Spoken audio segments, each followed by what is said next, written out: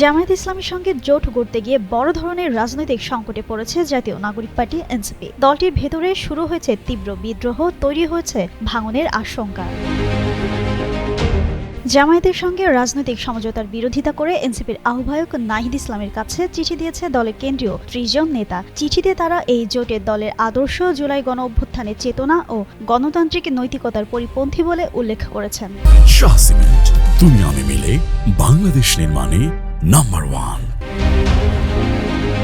শনিবার সন্ধ্যায় দলের যুগ্ম সদস্য সচিব মুশফিকুস সালেহীন চিঠির বিষয়টি নিশ্চিত করে যুগান্তরকে জানান, এনসিপির কেন্দ্রীয় ৩০ নেতা গুরুত্বপূর্ণ এই নীতিগত বিষয়ে গভীর উদ্বেগ জানিয়ে দলের আহ্বায়ক নাহিদ ইসলামকে চিঠি দিয়েছেন। চিঠিতে নেতারা তাদের আপত্তির ভিত্তি হিসেবে এনসিপির ঘোষিত আদর্শ, জুলাই গণ অভ্যুত্থান সম্পর্কিত ঐতিহাসিক দায়বদ্ধতা এবং গণতান্ত্রিক নৈতিকতার কথা তুলে ধরেন।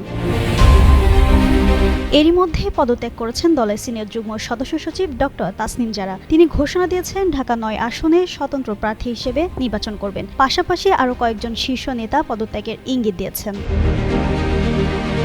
জানা গেছে, নির্বাচনী জোট গঠনের লক্ষ্যে এনসিপি, বিএনপি ও জামায়াত উভয়ের দলের সঙ্গে আলোচনা করলেও শেষ পর্যন্ত বিএনপির সঙ্গে সমঝোতা হয়নি। পরে জামায়াতের সঙ্গে আসন সমঝোতার বিষয়ে বৈঠক চলে টানা ১ সপ্তাহ। শুক্রবার রাতে জামায়াত এনসিপির জোট চূড়ান্ত হওয়ার খবর ছড়িয়ে পড়তেই শুরু হয় দলীয় বিদ্রোহ।